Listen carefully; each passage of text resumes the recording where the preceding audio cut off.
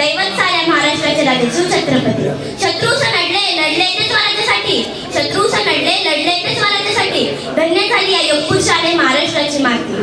तलवारीचा आवाज गुंजला आठवणीत उभा सह्याद्री, शौर्य आणि पराक्रमाची मूर्ती राजे शिवछत्रपती. थोर तुमचे कर्म जिजाऊ, उपकार कधी न फिटणार. सूर्यचंद्र असेपर्यंत नाव तुमचं न मिटणार. सूर्यचंद्र असेपर्यंत नाव तुमचं न मिटणार.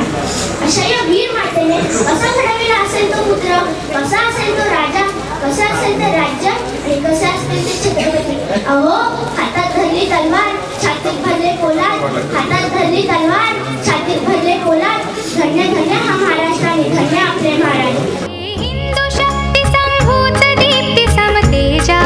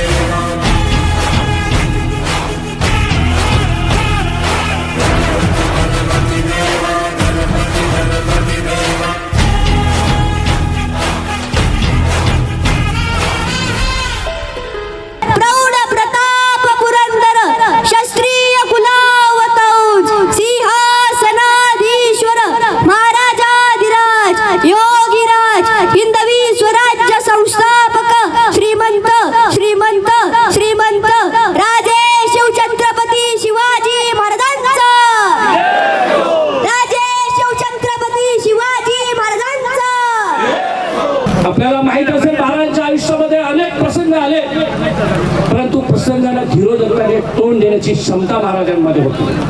कारण त्यावेळेच्या काळामध्ये महाराजांमध्ये अनेक मावळे महाराजांनी निर्माण केले जे स्वराज्यासाठी जीव द्यायला सुद्धा तयार होते. अशा प्रकारचे मावळे महाराजांनी निर्माण केले. अहो बंगालमधून रवींद्रनाथ टागोर म्हणतात केव्हा तरी खंडात अरण्यातून किल्ल्यांच्या परिसरात हिंडताना हे मानविदू शिवाजी राजा तुझ्या मनात विचार आला असेल की सतगंड झालेल्या भारताच्या तुकड्या तुकड्यांना मी विचाराने प्रेरित करीन आणि श्रींचं राज्य निर्माण करीन.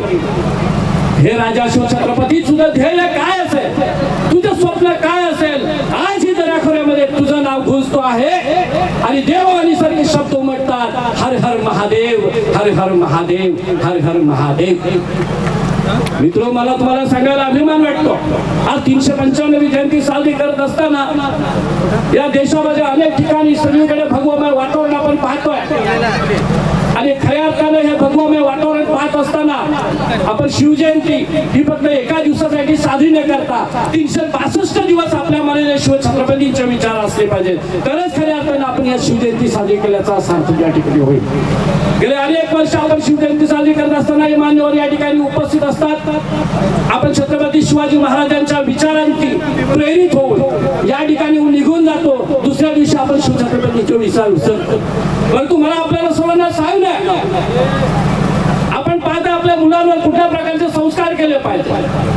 हिंदवी स्वराज्य संस्थापक राजश्री छत्रपती शिवाजी महाराज यांच्यावर राजमाता जिजाऊंनी बालपणापासून संस्कार केले, त्यांना स्वराज्याचे धडे दिले.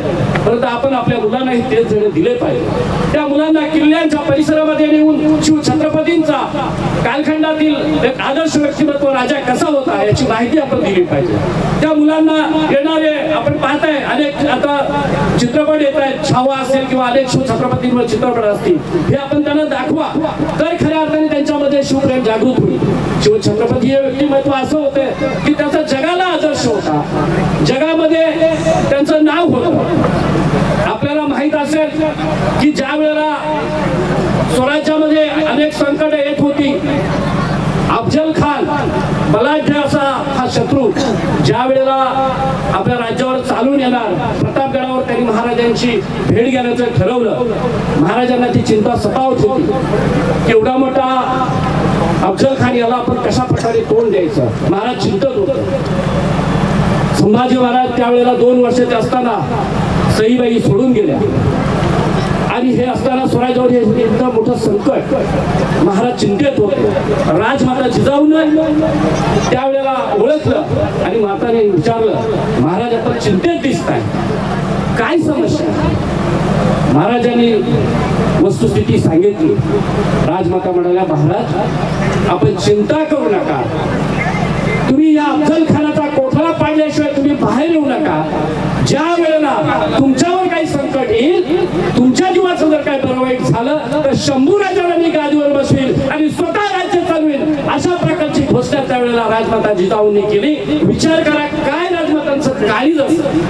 म्हणजे स्वराज्यासाठी प्रत्येक संकट महाराजांनी धीरोदत्ताने तोंड दिलेलं आहे. असे अनेक प्रसंग महाराजांच्या आयुष्यामध्ये घडून गेलेले आहेत, तुम्हा मला प्रेरणा देऊन गेलेले आहेत. आणि तीच प्रेरणा घेऊन तुम्ही आम्ही सर्वांनी शिवजयंती साजरी करायची आहे. येणाऱ्या पुढील काळामध्ये शतकोन शतक हा आदर्श शिवरायांचा असाच ठेवायचा आहे आणि असाच कायम राहणार आहे, अशा प्रकारची अपेक्षा व्यक्त करतो आणि माझे 2 शब्द संपवतो. जय हिंद, जय महाराष्ट्र.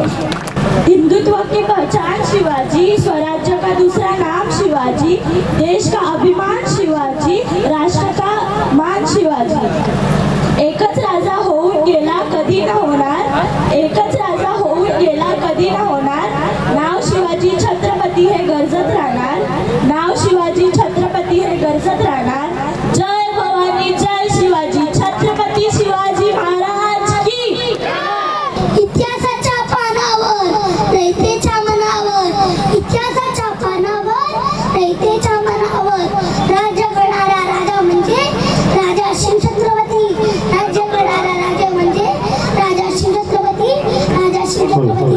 बोला श्री छत्रपती शिवाजी महाराज की जय. भवानी, जय भवानी. आज आपण ज्या पद्धतीनं अनेक वर्ष ज्याची वाट पाहत होतो तो आज दिवस उजाडला म्हटलं तर वावगं ठरू नये. आणि त्यासाठी रामशेठ ठाकूर साहेबांना आपण जोरदार त्यांना अभिवादन करूया का ज्यांच्या मुलं आजचा हा दिवस उजाडलेला आहे. आपण सर्वप्रथम मी स्वर्गीय भगत साहेबांना अभिवादन करेन. जनार्दन आत्माराम भगत जे खऱ्या अर्थानं शिवछत्रपतींचा विचार जगलेला माणूस. 18 पगड जातीचे सगळे म्हणजे महादेव देशमुख मराठा समाज आहेत, तर श्रावण कोली समाज आहेत, तर लवशे नागरी समाज आहेत, तर इथं कोपरला असणारे अनेक किंवा जानुमामा असतील, बाकी चंद्रकुंडाजी असतील, या भागातील शेलगरचे आमचे विठ्ठल भगत, हे सर्वांना घेऊन चांगल्या पद्धतीनं काम त्यांनी भगत साहेबांच्या मान्य पाटील साहेबांच्या मार्गदर्शनाखाली सुरू केलं. दत्तूशेठ पाटील यांच्या खांद्याला खांदा लावून काम केलं. परंतु आपल्याला जसं शिवछत्रपतींचा आपल्याला सर्व इतिहास सांगितला, आज आपल्याच्या स्टेटसला सगळ्यांच्या डीपी छत्रपतीचा असेल. ऐका नाही, ऐका सगळ्यांच्या हात उंच करा. याच्यापैकी रायगडला जाऊन आलेले किती जरा सांगा मला, हात उंच करा. अजून 70% लोक याच्या रायगडला गेलेले नसतील, पक्का सांगतो तुम्हाला. तर मी असंच एकाच ठिकाणी भाषण करायला गेलो. प्रशांत देशमुख यांचा सेट व्याख्यान चालू होतं. समोर महिला होत्या, एक सभापती होत्या, पंचायत समिती मेंबर होत्या आणि ग्रामपंचायत सदस्य होत्या, सरपंच होत्या. गेल्यात का महिला? तर एक पण नाही गेलो. तुम्हीच गेला नाही तर तुम्हाला शिवछत्रपती समजला कसं काय प्रमाणे? त्याला 100-150ची व्यवस्था करतो. 50 बस लागल्या, 18 लाख रुपये खर्च लागला. त्यांना शिवछत्रपतींचा सर्वांचा पुस्तक दिलं. पण तू जवळजवळ 2600 महिला रायगडवर घेऊन गेला. एक दिवसाची राहायची व्यवस्था, जेवण, नाश्ता, अक्का तुमचा वर जाऊन याचं तिकीट फार महाग आहे तुम्हाला माहित आहे. पण सकाळी अर्ली लवकर त्यांना मी सुरू करायला सांगला आणि तेवढ्याला दर्शन घडवण्याचा काम खालापूर विभागाच्या महिलांनी केला. माझं म्हणणं आहे का शिवछत्रपती स्टेटस आणि डीपीला ठेवण्यात काय नुसता पॉइंट नाही आहे. जे भगत साहेब विचार जगले आणि आज भगत साहेबांनंतर तोच शिव विचार रामशेठ जगत आहे. आपण आलो जन्माला, आपले पोराबाळांचा करणार आहोत, त्यांच्यासाठी करू. आपली घरे बंगले गाड्या सगळ्या होतील. आपण शिवछत्रपती त्याच्यासाठी स्वराज्य निर्माण नाही केलं. ज्या पद्धतीनं या महाराष्ट्रामध्ये अत्याचार अन्याय चालला होता त्याच्या विरुद्ध लढले. प्रत्येक क्षणाला त्यांच्या डोक्यावर टांगती चालवते, प्रत्येक क्षणाला त्यांच्या समोर मृत्यू होता, तरी ते लढले. जो छावा मी काल पाहिला त्याच्यामध्ये पहा काय हाल झाले संभाजी महाराज. पण लढला, त्यांना सांगला मी धर्म सोडणार नाही, मी स्वराज्य सोडणार नाही. त्याला तूच माझ्याकडे ये, तुला या स्वराज्यामध्ये घेतो मी, तुला धर्म बदलाची गरज नाही. शिवछत्रपतीचा विचार या कुठल्या जाती धर्माचा नव्हता. भगत साहेबांचं काय अभिवादन करायचं आपण? 60 वर्षापूर्वी त्यांनी महादेव सखाराम देशमुख असतील, श्रावण कोले असतील, लवशेठ मात्रे असतील, अनेक तिथले जे नेते होते त्यावेळेला मिरवणुकीची प्रथा सुरू केली 60 वर्षापूर्वी. आणि गव्हाणकरांना मी अभिनंदन करेन आणि सॅल्यूट करेन का 60 वर्ष ही परंपरा कायम ठेवण्याचं काम गव्हाणच्या आमच्या आगरी कोली कराडी सगळ्या जे सगळे समाज आहेत, अगदी ते मुस्लिम समाज सुद्धा आहे, सगळे समाज एकत्र येऊन आपण हा केलेला आहे. आणि आपण भगत साहेबांनी 50 वर्षापूर्वी इथं मुहूर्त मेंढवली. छत्रपती शिवाजी विद्यालयात 60 वर्ष तिथे होते. या विभागातील जनतेला माझी जनता सुशिक्षित झाली पाहिजे हाच विचार आहे शिवाजी महाराजांचा. जनता सुशिक्षित झाली पाहिजे, पुढे गेले पाहिजे, वामनचे शिकले पाहिजे तर पुढे जातील, नोकऱ्या मिळतील. त्यांचा माझ्या आगरी कोणी समाज लंगोट्यावर होता, तो पॅन्टवर येईल ना, तो फॉर्च्युनामध्ये फिरेल आणि तो मर्सिडीज मध्ये फिरेल, हा विचार होता भगत साहेबांचा. म्हणून हायस्कूल सुरू केलं आणि त्याच्यामध्ये शिकणारी सर्व जे आहेत हे भगत साहेबांची माणसं आहेत. यांना शिक्षण दिला म्हणून सगळे श्रीमंत झालो, पुढे आले, तुम्ही सगळे पुढे आले. त्यावेळी PSC ची स्थापना केली का माझ्या भागातल्या लोकांना पनवेलला जायला पैसे नाही आहेत. एसटीच्या 4 बस आहेत, कुठं जातील पनवेलला? उपाय करायला पैसे नाही त्यांच्याकडे, कारण त्याचा उदरनिर्वाह कुठं चाललाय? शेतीवर चाललाय, मच्छीमारीवर चाललाय. त्यांचे ऐपत नाही. दांडेकर डॉक्टर होते त्यावेळेला, पटवर्धन डॉक्टर होते, त्यांच्याकडे पोचायची ऐपत नाही. म्हणून PSC या भागामध्ये आला. प्राथमिक आरोग्य केंद्राचा काय विचार असतील, काय विचारांचा जगलेला माणूस असेल, स्वतः चालत फिरले, स्वतः ते एसटी बसला जायचं. आता आंब्याची आठवण, आंब्याखाली बसायचे. आता श्रीमंत योगी असेल, छावा असेल किंवा एखादी कादंबरी असेल, अतिशय वाचन परंतु त्यांचं सुद्धा वडिलांचंच घर होतं. अंबाजी वाणेंनी बांधलेल्या घरातच राहिला. त्यांनी पण स्वतःचं घर बांधता आलं नाही, स्वतःची गाडी घेता आली नाही. त्यांनी रामशेठ ठाकूर साहेबांनी त्यांना जीप दिली होती सेकंड हँड. धक्का मारायला लागत आम्हाला पण कधी कधी स्टार्ट नाही झाल्यावर. परंतु तो माणूस समाजासाठी लढला म्हणून भगत साहेबांचं नाव आज अजरामर आहे. का त्यांनी काय काम केलं आणि आपल्याला त्यांची देण काय. रामशेठ त्यांचे जाऊ आहे, मुली 5 आहेत, 5 जाऊ आहे, मुलं पण आहेत, अनेक नातेवाईक आहेत, अनेक लोक समाजात येतात, अनेक जनदान होऊ शकतात. परंतु विचार जगणारा माणूस पाहिजे का. रामशेठ ठाकूर साहेब 87ला ते गेले, 88ला ते गेले. त्यानंतर या विद्यालयाचे चेअरमन म्हणून त्यांनी काम सुरू केला. ते राजकारणात नव्हते, परंतु भगत साहेबांचं जे इंद्रधनुष्य आहे ते पेलण्याचं काम त्यांनी सुरुवात केली शून्यातून. छत्रपती शिवाजी महाराज विद्यालयाची 1,10,00,000 खर्चून इमारत 27-28 वर्षापूर्वी बांधली. का मला भगत साहेबांनी जे हायस्कूल उभं केलं, भिकाजीराव देशमुखांनी जागा दिली, अनेकांनी देणग्या दिल्या, कुणाकडून त्यांनी विटा आणल्या, दगड आणल्या. आणि ही सर्व जी मंडळी आहे यांनी सर्वांनी श्रमदान केलं आहे, गाववाल्यांनी श्रमदान केलंय त्याच्यामध्ये. आणि अनेक माझ्या वडिलांची 501 रुपये नाव असलेली पार्टी सायन्स हॉल मध्ये कायमची होती. त्यावेळेला 501 रुपये 50-55 वर्षापूर्वी त्यांनी दिलेली होती हायस्कूलला. अनेक लोकांची मदत केली आणि ती इमारत आता पडायला सुरुवात झाली. आणि म्हणून त्यांचं नाव नाही तिथं, छत्रपती शिवाजी महाराजांचं विद्यालय नाव आहे. पण रामशेठ ठाकूर साहेबांनी राजकारणात नसतानाही ती बिल्डिंग बांधून दिली. कुठं होत्या ऍडमिट त्यावेळेला हिंदुजामध्ये ऍडमिट पडले होते. एक हात मोडलेला, एक पाय मोडलेला आहे. आम्ही गेलो अरुण शेठ, आम्ही सगळे भाऊशेठ. रात्री एक पावसाळी आपली रूम पडलेली आहे त्या भागातली, भालचंदच्या घराच्या समोरची. दिवसाचे पडले असते तर 60 विद्यार्थी शेठ गेले असते. मग काय करायला पाहिजे. मग आमचं म्हणणं ही बिल्डिंग आता बांधायला पाहिजे. त्यांचं ठीक आहे, काम सुरू करूया, प्लॅन करूया. आणि सगळे होते त्याच्यामध्ये, आम्ही जे मंत्री असतील, रघुचे असतील, भाऊशेठ असतील, हे सगळे जे कार्यकर्ते तिथे होते. आणि निश्चितपणे त्यावेळेला ती इमारत बांधून दिली. परंतु एवढ्यावरती थांबले का. रामशेठ ठाकूर साहेब खासदार झाल्यानंतर आपल्या विभागातील महिलांच्या डोक्यावरचा हंडा उतरण्याचं काम त्यावेळेला केलं. रामशेठ खासदार झाले. नुसतं या भागात कामं नाही केली, तर या जिल्ह्यामध्ये ज्या ठिकाणी जा, खासदार कसा असला पाहिजे ते मसल्याला जाऊन विचारा, ते मानगाव गोरेगावला जाऊन विचारा, ते कर्जतला जाऊन विचारा. प्रत्येक आदिवासी वाड्या वस्त्यावर लाईटची व्यवस्था असेल, रस्त्याची व्यवस्था, पिण्याची पाण्याची व्यवस्था, पंच नियोजन. तर त्याच्यामध्ये या सगळ्या गोष्टी सुरू केल्या. भगत साहेबांची का आठवण करायची आणि भगत साहेबांची का सगळ्याकडे पाहिजे आपल्याला. दिबी पाटलां साहेबांसारखी भगत साहेबांनी त्यावेळेला ओएनजीसीला पाण्याची पाईपलाईन गेली. सांगितलं आम्हाला या भागाला फुकट पाणी पाहिजे. नावाखाडी गव्हाण, कोपर, शेलकर, बेलपाडकर, जासेकर अजून फुकट पाणी पितात का नाही पितात. पण भगत साहेबांचा कालावधी संपला. ओएनजीसी सांगला तुमच्या पाईपलाईन मी कट करतो. रामशेठ बोलला असं हिंमत नाही. रामशेठनी सांगितलं हंडा मोर्चा काढूया. हंडा मोर्चा ताकदीनं काढला आपण. आणि आज ही MIDCचा बिल आपण अजूनही भरत नाही. हा शिवविचार का माझ्या जनतेला पिण्याच्या पाण्याचे पैसे MID देणार नाही. हे आमच्या भागातून पाणी गेलं आहे. गाऊन पडणार असता भगत साहेब असताना खडी टाकायचे, रिपेअर व्हायचे. भगत साहेब असा माणूस होता का. ते त्यांच्या काळात अतिशय कॉम्पिटिशनला जी माणसं होती त्यांची कधी त्यांनी कॉम्पिटिशन केली नाही. दत्ता पाटील, दिबा पाटील, ND पाटील फार मोठी माणसं होती. भगत साहेब पण अतिशय हुशार, अतिशय चांगले काम करणारे देवदूत. या भागाचे सगळ्या गोष्टी अतिशय चांगल्या केल्या, सर्व भांडणं मिटवली. परंतु त्यांना तो उजाला त्यावेळेला त्यांना मिळाला नाही. परंतु ते त्यांच्या खांद्याला खांदा लावून काम करत राहिले. आणि अनेक तरी सुद्धा शेतनिष्ठ शेतकरी होते. शेतीवर जायचे, नांगर पकडायचे, लावायचे. एक आता आपण शेतात जायला मरायला मागत नाही, पण ते सगळ्या गोष्टी ते करायचे. आणि जनतेला चालत जायचे प्रत्येक गावात. विदाऊट गाडी ते फिरले आणि लोकांचं त्यांनी चांगलं असं कार्य करण्याचा प्रयत्न केला.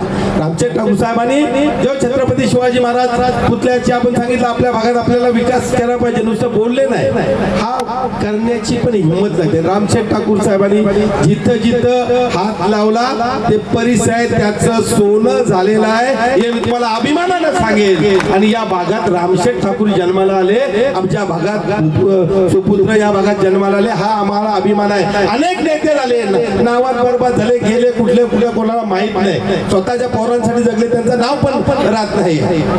त्यांनी बांधलेलं मोरनाळ मात्र विद्यालय जे आता रामशेठ ठाकूर पब्लिक स्कूल आहे, तुकाराम नारायण ज्युनियर कॉलेज आहे, इमारत बघा अटल शेतून कशी वाटते. ती सुरुवात करताना काय पोषण होती, 10 विद्यार्थी येत नव्हते नर्सरीला, 6 विद्यार्थी मध्ये अरुण शेठची मुलगी आहे, तर जयाची मुलगी आहे, तर भाऊशेठचा मुलगा आहे, तर प्रकाश देशमुखचा मुलगा आहे, तर अनंत ठाकूरचा मुलगा आहे. जबरदस्ती आणायला लागली.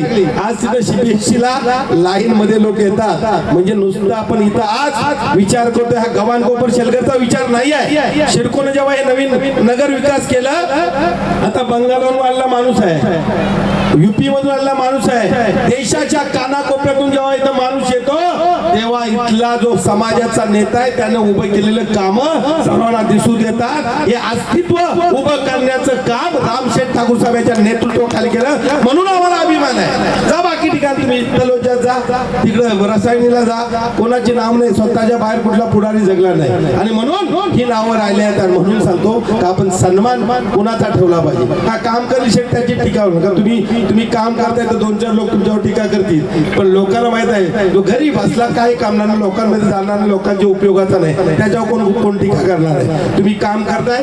आज हे निर्मिती जी आपण करण्याचा विषय आहे, छत्रपतीच्या पुतळ्यावर येतो का पुतळा समिती आम्ही जवळजवळ त्याच्यामध्ये 97 साली ठरवलं, 28 वर्षापूर्वी, का आपण छत्रपतींचा अश्वारूढ पुतळा उभारूया.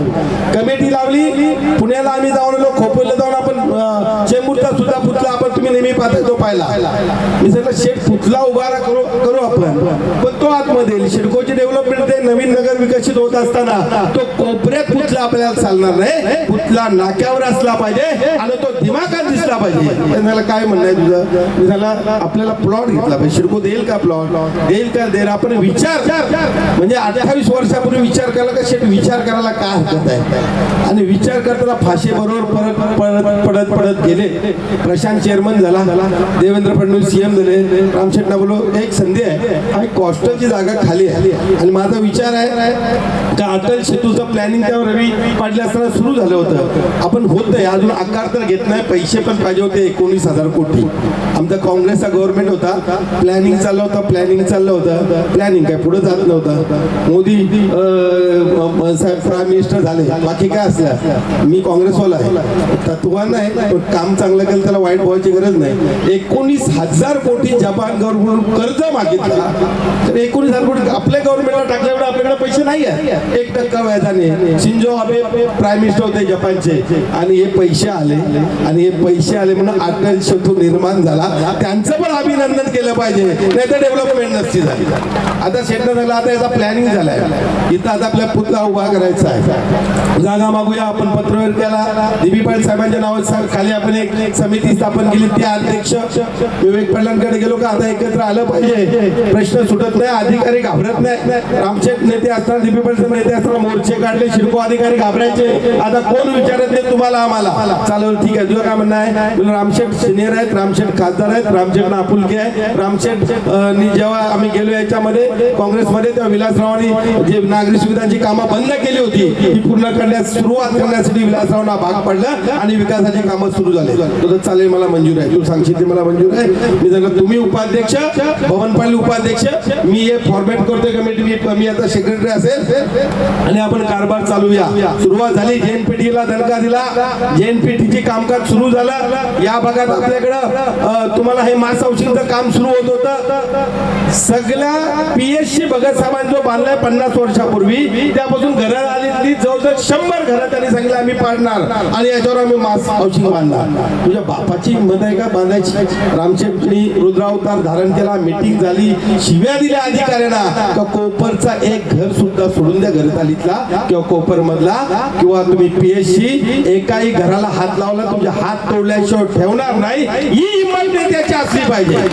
झालं त्यावेळेला कोपरची घरं डावलली, इथं समोरची जागा खाली असते ही पण डावून दिलेली आपण माझावजी पुढे नेली आणि त्याच्यानंतर आम्ही लढलो.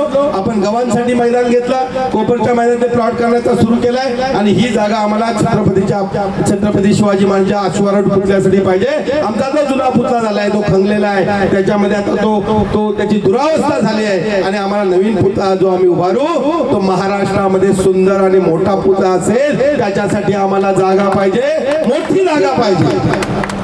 सिडकोले अशी जागा द्यायला काय तयार होतात का? त्यांना माहित आहे शासनाचा निर्णय लागतो.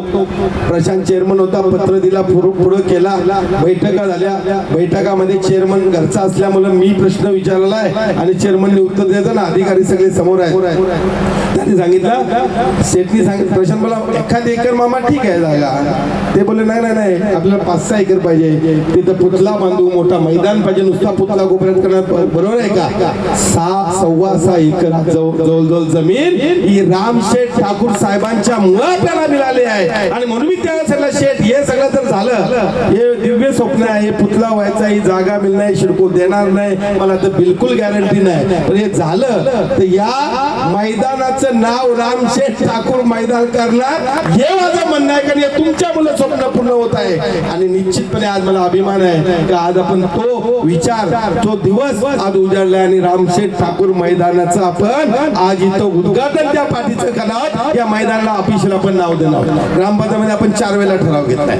नुसतं नेता होऊन जमत नाही. आम्ही त्यांना सांगितलं की आपण तुम्हाला रिटायरमेंट शेवटपर्यंत नाही. देवी पाटले 89 पर्यंत लढले म्हणून लोकांना नाही मिळाला. तुमचा आभ आहे, तुम्ही बोलले का लोक ऐकतात. त्या दिवशी आले सिडकोमध्ये, त्याने सांगलंय घरांना नोटीस देत आहे, गरजेपोटी घरचा निर्णय झालाय. एकनाथ शिंदे निर्णय केला, उद्धवजी ठाकरे निर्णय केलाय, गरजेपोटी आहे ती लोकांची घरं नेहमी झाली पाहिजे. त्यांचा बरोबर योग्य आहे तुमचा, पण 90% इमारती आम्ही जेव्हा आता खराव्यापासून पाडतोय त्याच्यामध्ये सगळ्या 50-50 इमारती आहेत आणि हजारो लोक बाहेर 20 लाख 15 लाखामध्ये फ्लॅट मिळतात. पण कोणीही परप्रांतीय माणूस येतोय आणि तो त्याच्यामध्ये तो घर घेतोय आणि त्या गावांमध्ये पाण्याच्या सुविधा, गटाच्या सुविधा आम्ही देऊ शकत नाही कारण तुम्ही क्लस्टरला जात नाही आणि या गोष्टीची फार अडचण आहे. पण जो माणूस ज्या घरामध्ये राहतो, ज्याने घर बांधलेलं आहे, त्याच्यामध्ये 2022 पूर्वीची जेवढी घर आहेत त्या घरांना हात लावणार नाही असा निर्णय रामशेठ ठाकूर साहेबांनी घ्यायला लावला. म्हणून लोकांच्या नोटीस थांबलेल्या आहे. हे केलं पाहिजे. मी येणार नाही तर आमदारांचा काम नाही, तुला आमदारांचा काम नाही. तुम्ही असले तर तिथं निर्णय होईल. मेंगणे नांगत आणि गणेश देशमुख JMD होते, आवाज केला नाही. आमदार असल्यावर आर्ग्युमेंट करतात, हे असल्यावर आर्ग्युमेंट करत नाही. यांनी अशी त्यांची ताणताण काढली का 35 वर्ष लढतोय. देवी पाटील साहेबांनी सांगितलंय हुतात्म्याचा रक्त वाया जायचा नसतं आणि वाया जाऊ द्यायचा नसतं आणि म्हणून आम्ही लढणार आहोत आणि आम्ही लढल्याशिवाय आम्हाला पर्याय नाही. आज हे सांगण्याचा जास्तीचं मतदार काय या विभागामध्ये आज गरजेपोटीची घरं झाली. बाकी ठिकाणी हिंमत लोक करत नव्हते कारण सिडकोच्या जागेत घर बांधला का तोडला जायचा. 15 ऑगस्ट 26 जानेवारीला खासदार असताना सुद्धा सगळ्या टर्म मध्ये पूर्ण ठिकाणी आले. दिल्लीला नाही गेले ते, त्यांनी सांगितलं इथं आल्यानंतर आढावा घेताना बिंदास घरं बांधा. ज्यांची घरं आहेत 200 मीटरच्या आतमध्ये असतील, गव्हाणला तर त्या साईडला वाढली तरी चालतील, कोपरला या साईडला वाढली तरी चालतील. इथं बंदिस्त उलट्या बाजूला आपण 400 मीटर जाऊ. पण ज्याच्या घरात 4 मुलं आहेत तर 4 मुलांना राहण्यासाठी घर जर नवीन बांधत असाल तर ते बिंदास बांधा. आम्ही तुमच्या पाठीशी आहोत हा सांगणारा नेता आपला आपल्यासाठी जगणार नाही. आपण आज आपल्या ठिकाणी 8 ते 10 हजार घरं आपल्या भागात एक्स्ट्रा झाली. काही लोकांचा एक निर्णय जेव्हा अशोक चव्हाणांनी घेतला, त्यांनी धमकी दिली अशोक चव्हाणांना काँग्रेसमध्ये असताना. ते मुख्यमंत्री शिडकोच्या कार्यक्रमाला येतात आणि प्रशांत ठाकूरचा पत्र दिला, आम्ही शिडकोचा कार्यक्रम होऊ देणार नाही. याला पहिल्याच होते का काँग्रेसचा आमदार काँग्रेसच्या मुख्यमंत्र्याला धमकी देतोय, पण दिली त्याला प्रशांतवर ऍक्शन होईल का होते व्हायचे होते. आणि त्याच्यानंतर गरजेपोटी करण्याचा पहिला ड्राफ्ट झाला का जे लोक ज्यांनी सिडको प्रकल्पाचा 12.5% द्यायला उशीर झालाय, जे नोटांमध्ये घुसलेले असतील, ते सिडकोची डेव्हलपमेंट नाही आणि त्यांच्या खरोखर गरज आहे का आजोबा एक 8 त्याची मुलं 8 चोक 32 झाली, पुढची होणार ना 4 का पोरं थांबणार आहेत. गावठाण विस्तार तुम्ही दिला नाही म्हणून आमची प्रजा थांबणार आहे आणि आमचा अधिकार आहे. तर झोपडपट्टी वाशाला घर तुम्ही त्याच्या बापाची जमीन नाही तिकडं, उलट त्याला घर बांधायला पैसे देत आहे. तर आमच्या बापाच्या जमिनी तुम्ही 15,000 मध्ये गोळीबार जखमी करून घेतले. अनेक हुतात्मे झाले, ते 5 हुतात्मे झाले, अनेक गोळीबार जखमी झाले. आणि मग आमचा तर अधिकार आहे, मग आम्ही कुठे नाही जायचा? आम्ही हा विभाग सोडून बाहेर जायचा का? तर जाणार नाही ठणकावून सांगणारा नेता म्हणजे रामशेठ ठाकूर. आणि आणि हाच विचार माननीय पाटील साहेबांचा, हाच विचार स्वर्गीय भगत साहेबांचा, हाच विचार रामशेठ ठाकूर साहेबांचा. आणि रामशेठ ठाकूर साहेब सुद्धा भगत साहेबांसारखे सगळ्यांना घेऊन चालतात. गव्हाण गोपर शेलकर सगळं आज सांगितलं. महिलांना समोर घ्या, तर महिलांना शिवछत्रपतीच्या राज्यामध्ये मान होता. राजाच्या पडलाचे हातपाय कापले जर त्यांनी कुणाची छेड काढली म्हणून, तर त्यांना महिला पुढे घ्या. रामशेठ ठाकूर साहेबांच्या राज्यात सुद्धा महिलांना सन्मान आहे, पुढे असतात. आणि म्हणून शिवछत्रपतींचा हा शिवविचार ते जगले जे माननीय भगत साहेब जगले. भगत साहेब का सांगितलं तुम्हाला शिवछत्रपती का तुम्हाला समजायला पाहिजे. शिवछत्रपती समजले तर भगत साहेब समजतील, भगत साहेब समजले तर रामशेठ ठाकूर साहेबांसारखा नेता समजेल. आणि मी सांगतो, नेहमी अभिमानाने सांगतो, अनेक लोक बोलतात तर काँग्रेसचा नेता आहे. काल आमच्या काँग्रेस अध्यक्षाचा पदग्रहण होता, त्याचा स्वागत करायचा मान महेंद्र दिला बोलावून त्यांनी स्टेजवर पाठीमाग होतो. महेंद्र घरात तुम्ही स्वागत करा. ही ताकद आहे. कार्यकर्ता म्हणून आहे तर महाराष्ट्राचा नेता पण आहे, देशाचा ना आंतरराष्ट्रीय आहे. त्यांचा सत्कार करण्याला सुद्धा मला ते त्यांनी सन्मान दिला. तिथं काँग्रेसवाला मी आहे. लढाई विचारायची आहे. इलेक्शन असेल तेव्हा 2 दिवसाची. आता तुमच्याकडे इलेक्शनला 2 दिवस पण यायची गरज नाही. पहिल्या दिवशी संध्याकाळी आलो, तुम्ही सगळं व्यवस्थित समजताय. भाषणा माझी काय ऐकायची गरज नाही. भाषण हा विचारच आता फुटलेला आहे. आणि म्हणून तो त्यावेळेला आमची वैचारिक लढाई असेल, परंतु बाकी वेळेला आम्ही सांगितलं की रामशेठ ठाकूर साहेबांचे आम्ही अनुयायी, हे सगळे भगत साहेबांचे अनुयायी आहेत. भगत साहेबांचा विचार घेऊन जनतेसाठी लढतात, कार्य करतात, ते पुढे जातील. रामशेठ ठाकूर साहेब आम्ही सगळे आहोत. आमचा पक्ष पंथ वेगळे असतील, परंतु आम्ही हा भगत साहेबांचा विचार, देवी पाटलांचा विचार आणि हा शिवछत्रपतीचा विचार जगण्याचा प्रयत्न करतोय. जे स्वप्न पाहिलं आपण 28 वर्षापूर्वी, आता फक्त 5% शेतखान झाले, मैदान झालं. बघितलं लाल कार्पेट एंट्रीला टकाटक भराव. दुसरे कोणी केला असता का? याला 500 रुपये काढायला मागत नाही, 100 रुपयाची पावती सांगते कशाची तुम्ही फाडत नाही, किती पैसे असले तरी. आणि म्हणून रामशेठ जिथं रामशेठ आले तर रामाच्या नावाने दगड टाकला तर तरतो तुम्हाला माहित आहे. म्हणून या विभागाचा विकास होण्यामध्ये तुमचा शहाचा वाटा आहे. आणि म्हणून रामशेठ ठाकूर हे समोर नाव आमच्या अटल सेतूला असणार आहे का, जे तुम्हाला आठवण देईल आयुष्यभर का रामशेठ ठाकूर बाबा हे आमचे नेते, जे खासदार राजकारणात कधी नव्हते पण उभे राहिले आणि दणक्यात खासदार झाले. मग खासदार म्हणून देशभर नाव राहिलेलं आहे. आणि महाराष्ट्राचा दानशूर करणं म्हणून महाराष्ट्रामध्ये एकही कोण दुसरा पैदा झाला नाही का एवढे पैसे देईल. आणि म्हणून रामशेठ जिथं पण नाव सांगतो महाराष्ट्रामध्ये त्या नावाला सॅल्यूट दिला जातो, त्या नावाला रिस्पेक्ट दिला जातो. आणि ते आमच्यातले भूमिपुत्र आहेत आणि म्हणून आम्हाला अभिमान वाटतो. म्हणून तुम्हाला हा सॅल्यूट अभिवादन करण्यासाठी हा नावाचा आटास एवढ्यासाठी नाही, तुम्ही 87 पासून जी सेवा भगत साहेबांनंतर भगत साहेब गेल्यानंतर 88 पासून जी तुम्ही सेवा सुरू केली, ते 88 पासूनचा आतापर्यंतचा जो प्रवास आहे त्या तुमच्या सेवेला आमचा सॅल्यूट आहे. एवढंच सांगतो थांबतो. जय हिंद, जय महाराष्ट्र. मला फार आनंद वाटतोय की पूर्वी आपण त्या महाराष्ट्राचा नकाशा केला. आपल्याकडं तो किल्ला म्हणून ज्याने उल्लेख केला, तो किल्ला शिवछत्रपती बाजूला जो आपण बांधलाय चारी बाजूला, तर त्यावेळेला आमची आयडिया अशी, पहिल्यापासून आपण साधारणतः भगत साहेबांचा, देवा पाटलांचा वारसा जपतोय. आणि त्याप्रमाणे दशार्थनं हुतात्मा चौकात जसं महाराष्ट्राचा नकाशा आहे, तर तशा प्रकारचा नकाशा आपण त्या शिवाजी महाराजांना करायचं. आणि म्हणून ती डिझाईन जी आहे कंपाऊंडची आहे, ती कंपाऊंडची डिझाईन आपण तशी घेतलेली आहे. तर ती जागा अपुरी पडते. मग अशी आपली शाळेतली मुलं आली, त्यांना बाहेर ठेवावं लागलं. त्या कंपाऊंडमध्ये की जागा होणार नाही म्हणून त्यांना बाहेर ठेवावं लागलं. कारण छत्रपती शिवाजी महाराजची प्रतिमा आणि अश्वात आपल्या आलेले बाल शिवाजी जे आहे ते त्यांना आत यायलाही जागा नव्हती, त्यामुळे पण त्यांना बाहेर ठेवावं लागलं. पण आता याच्या पुढं मात्र आज आता जे आपण आलेले आहोत याच्या 10 पट 20 पट जरी नागरिक आले तरी जागेची कमतरता पडणार नाही. अशा प्रकारची जागा आता आपल्यासाठी रिझर्व झालेली आहे. ताब्यात मिळालं नाही म्हणत मी, पण आपल्यासाठी रिझर्व झालेली आहे. आणि ह्या दृष्टीनं मग छत्रपती शिवाजी महाराजची नानाजी देशमुख यांनी अतिशय चांगल्या अर्थाने माहिती सांगितली. आपल्याला सगळ्यांनाच माहीत आहे छत्रपती शिवाजी महाराजांचा आपला जीवन प्रवास जो आहे कशा अर्थाने कडतर होता, काय काय त्यांनी केलं, स्वतःचं सोडून प्रजेसाठी कसे वागले ते आपण लहानपणापासून ऐकतो. सकाळी तुम्ही TV लावला असेल, प्रत्येक वाहिनीवर तेच होतं. शिवनेरी किल्ल्यावरती छत्रपती शिवाजींचा पुतळा जिथं म्हणजे जन्म जिथं झाला, तर तिथं माननीय मुख्यमंत्री फडणवीस साहेब, उपमुख्यमंत्री शिंदे साहेब, मुख्यमंत्री अजितदादा, तुमचे सर्व सांस्कृतिक मंत्री आणि असे सगळे बरेचसे मंत्री, बरेचसे आमदार, खासदार आणि भरपूर पब्लिक इथे शिवनेरी किल्ल्यावर जमलेले होते. आपल्याला इथे याला 9:30ला पण जमत नाही, 10-10:30 वाजतात. पण सर्व मंत्री तर सकाळी 7-7:30ला पोहोचले होते.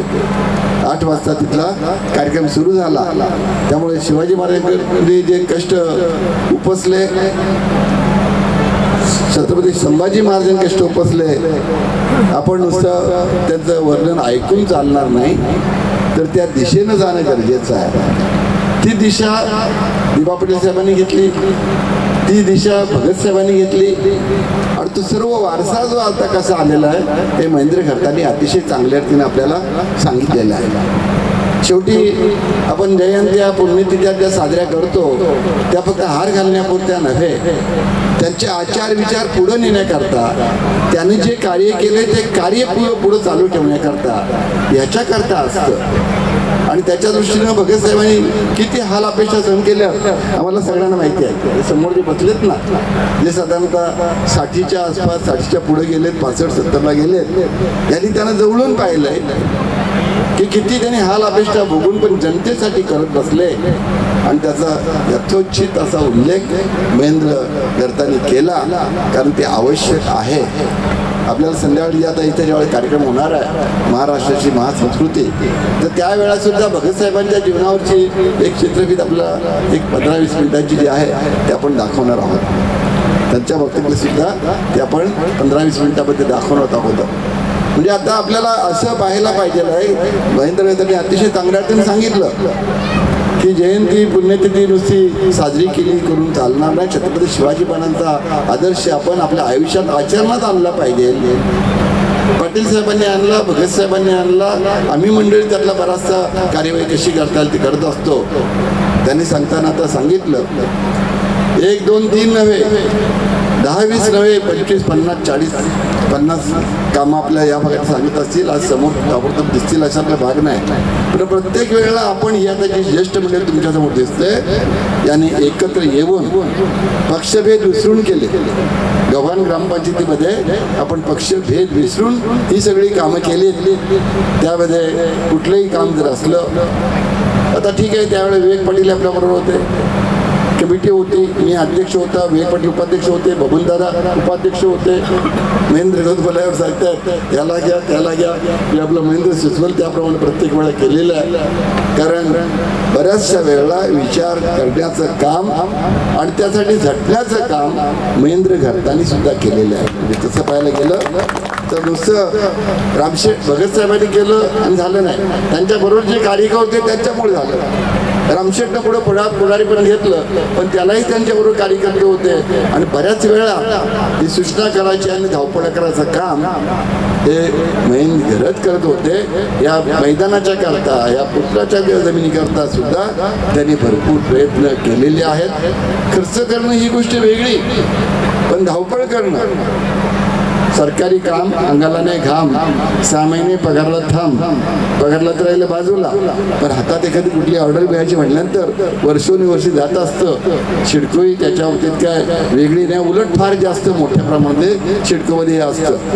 आता आम्ही त्याला सांगितलं, अरे शिडकोमध्ये सरकार करतो 1 विंडो योजना, 1 खिडकी योजना, एका खिडकीत काम व्हायला. तर जो उद्योजक आला, जो गेला, उद्योजक गुजरातला पळतात म्हणून लोक शिवाय देतात. गुजरातला काय जातात याचा विचार करा ना, इतर राज्यात काय जातात त्याचा विचार करा ना. एखादा अर्ज एखाद्या उद्योगाकरता परवानगी करता केलं तर 4-6 वर्ष जर परवानगी मिळत नसेल तो उद्योजक का थांबेल तुमच्याकडं? आणि तिकडं जर त्याला 4 दिवसात 8 दिवसात मिळत असेल परवानगी तर तो उद्योजक तिकडं जात असतो. शिडकोला तेच सांगितलं की ती 1 विंडो खिडकी जी आहे, विंडो आहे ती तुमच्याकडे का होत नाही. तशी महेंद्र खडत होता. ज्यावेळेला मी गणेश देशमुख आणि तुमच्या त्या बेंगडेला चांगला दम भरला. मला गणेश देशमुख जे डेप्युटी काय JMD आहेत, जॉईंट MD, त्यांनी हाताला धरलं. शेठ, मी तुम्हाला 6-7 वर्ष बघतोय, पण 6-7 वर्षात इतके रागावले तुम्हाला कधी पाहिलंच नाही. म्हटलं असं नाही, तुमच्याकडे मी रागवायला नाही आलो, कारण आमचे जुने सगळे आमची सेकंड टीम जी आहे ती आमदारहून पुढे आलेली आहे, त्यांच्यावर जबरदस्त बोली बनून. पण जिथे तर काय होत नाही आणि त्यावेळा असं काही नेतृत्व करायची पाळी आली तर मी 100% प्रत्येक वेळेला हजर असतो. आणि मला सांगायला अतिशय आनंद होतोय की महेंद्र घरतांनी चांगली साथ दिलेली आहे. पक्ष बाजूला ठेवून आम्ही 2013-14 मध्ये भाजपात गेलो. 13-14 पासून 10-12 वर्ष झाली, पण कुठल्याही कामाच्या करता फॉलोअप करताना आमच्यात भेदभाव कधी झालेला नाही. आणि धावपळीत सर्वात जास्त मेहनतीचं काम हे महेंद्र घरतांनी केलंय. पुढं रेखनाचं काम मी केलं. तिथं मंजूर करून घेण्याकरता माझं नाव वापरावं लागतं. कधी गेला तर माझं नाव वापरेल, पण त्यांनी केलेलं आहे. ते म्हणाल रामशेठची स्तुती महेंद्र केली, महेंद्रचं रामशेठ सांगतोय, अशातलं भाग नाही. हे काम झालेलं तुम्हाला दिसलं तर ते आज बोलणं झालं अशातलं भाग नाही. तर त्याच्याकरता हे करावं लागतं. आणि आम्हाला अतिशय आनंद वाटतोय की आपल्या सर्व लोकांनी त्यांना भले बाजूला हात उंचावून का ना पुढं सपोर्ट देऊन का ना, पण सपोर्ट दिला ही जास्त महत्त्वाची काय गोष्ट. अजूनही बरीचशी काम आपल्याला करायची आहे. आता आम्ही दुसरी मागणी केली, हे मैदान झालं. मैदानाच्या पलीकडच्या बद्दल आणखीन 2 एकर जागा जी आहे ती 2 एकर जागा गार्डन करता आम्हाला पाहिजे. तर जिथं नाना नानी आता वयस्कर होत चाललेत आपले 60-70तले, तर नाना नानी पार्क असेल, मुलं खेळायला आली की खेळली इथं आणि त्यांना बसायचं असेल तर ते थोडा वेळ विसावा घेता असेल तर एक गार्डन ते बाजूला तिथं व्हायला पाहिजे. आमदार महेश बालदींचं पत्र आपण शिडकोला दिलेलं आहे. आणि त्याच्यानंतर बाकीच्या जातानंतर ही जमीन जी आपल्याला आहे 5,35,00,000 रुपये आपल्याला शिडकोनं मागितले. शिडकोचं न्याय बघा काय आहे ते. आणि ठणकावून सांगितलं आमच्याकडे एकरला 15,000 आणि तुमच्याकडं 1 एकराला 1.25 एकराला 5-5.5 कोटी. हे चालणार नाही, हे कधी शक्य नाही. आणि थोडीशी आशा अशी आहे की महेश बालदींचं म्हणणं आहे की ही किंमत जी आपल्याला लावली त्यांनी ती माफ होईल अशा प्रकारचं शब्द आपल्याला इथं आलेला आहे. आता ठीक आहे, माफ होताना 2 महिने घालवतात, 4 महिने घालवतात, ही गोष्ट वेगळी आहे. पण त्याच्या दृष्टीनं 5 कोटी आपण कोणून भरणार? कधीच भरणार नाही. आपण दशार्थ आज इथं आलो आहे, त्यांची परवानगी आता दिली, जगभर दिली. मागच्या वेळेला त्याला नमोचषक झालं, कार्यक्रम इथं स्टेज आपली इथंच होती नेमका प्लॉट नंबर 4 मध्ये. आणि नमूचे सामने होते आपले खेळाचे, कबड्डी असतील किंवा खो खो असतील, रनिंग वगैरे असतील, तर ते प्लॉट नंबर 6 मध्ये. आणि शिडकोने परवानगी दिली प्लॉट नंबर 8 मध्ये. काय झालं? प्लॉट नंबर 8 मध्ये. अरे म्हटलं तर दगडं धोंडे सगळे पडलेले आहेत, खडक आहे, काय तिथं 100 माणसं राहू शकणार नाही. तिथं मुलांची खेळायची इतकी मोठी 5-7 हजार मुलाच्या खेळण्याचं तुम्ही परवानगी देता. डोळे उघडा जरा. नाही आमच्याकडे हे प्लॉट नंबर नाही, या जागेवरचं तुम्ही हे नाही. मग आपल्याकडे असलेले नकाशे त्यांना आमच्या अनिल कोळीला सांगितलं हा नकाशा घेऊन जा, त्यांना सांगा हा प्लॉट नंबर 4 आहे, हा प्लॉट नंबर 6 आहे. जिथे मैदानामध्ये खारघरला, पनवेलला, कलमुलीला सगळीकडे मैदानामध्ये परवानगी देतात, इथेही देतात, तर आम्हाला मिळाले पाहिजे. आता मग यावेळेला मात्र बरोबर प्लॉट आता मीटिंग झाली. हे प्लॉट नंबर 4 मध्ये छत्रपती शिवाजी महाराजचा पुतळा जो आहे ना, त्या पुतळ्याची नियोजित जागेवरती आपली मीटिंग चाललेली आहे. आता पण आपण असे घेत होतो मीटिंग नुसती तिथे टाटाच्या आतमध्ये जाऊन. आणि मैदानाचे सुद्धा ते सुद्धा आपण ह्या कार्यक्रमात तिथे बरोबर आपल्याला मिळालेले आहे. म्हणजे आपला भगतसाहेबांचा वारसा आपण चालवतोय. भगतसाहेबांना विसरून आपल्याला चालणार नाही. छत्रपती शिवाजी महाराजांचा वारसा हा पिढ्यानपिढ्या 300 वर्ष झाली, 350 वर्ष झाली, आता 350 वर्ष होऊन गेली. आणि जरी 500 वर्ष झाली, 1000 वर्ष झाली, तरी छत्रपती शिवाजी महाराजांचं नाव हे अजरामर झालेलं आहे. आणि ते स्फूर्ती आपल्याला सगळ्यांना देत राहणार आहे. ते लहान लहान मुलं जेव्हा भाषणे करतात, छानपैकी भाषणे करतात. आता एक जण तो भाषणाला उशीर आला, पुढे असेल उभा राहा, उभा राहा. तो बघा तो उशीर आला, त्याचं भाषण पण चांगलं दणक्यात असतं. त्याने आता इतक्या लवकर त्याच्या लहान भावाला दिलं चान्स. अरे तू बोलायला पाहिजे साधारणतः. तर ही अशा प्रकारचं स्फूर्ती चेतना जागवणारं असं आपल्याला भाषण ऐकलं तर नक्कीच आपल्याला वाटतं. आमच्या त्या देशमुखांचं, कोण देशमुख होता, प्रशांत देशमुखचं नाव इथे घेतलं जात आहे. खरंच महाराष्ट्रभर अगदी आणि त्याच्या बाहेर सुद्धा त्यांची ही भाषणं होत असतात. कारण शेवटी काम धंदे तुम्हाला आम्हाला सगळ्यांना आहेत. प्रत्येकाला पोटापाण्याचं चिंता आहे, फॅमिली चिंता आहे, पण खाणं पिणं आणि मरून जाणं ही जिंदगी नाही. देशासाठी केलंस, लोकांच्यासाठी केलंस, जनतेसाठी केलंस तर तू जगलास आणि स्वतःसाठी केलंस तर तू मेलास. मेलेलं जीवन जगण्यापेक्षा आपण एक जागृत जीवन आपण जगूया की लोक आपलं म्हणतील नाही हा समाजाची याला जाणीव होती, असे जीवन जगूया. त्यासाठी शिवजयंती आपल्याला सतत प्रेरणा देत राहणार आहे आणि त्यासाठी आपण आलात. तुम्हाला मी माझ्याकडनं धन्यवाद देतो. आता संध्याकाळच्या प्रोग्रामला सुद्धा फार मोठ्या प्रमाणात या. अतिशय तुम्ही घरी गेल्यावर सुद्धा सांगत राहा, इतर लोकांना सांगाल प्रोग्राम कसा छान आहे तो. तर तशा प्रकारचे हे प्रोग्राम आहे.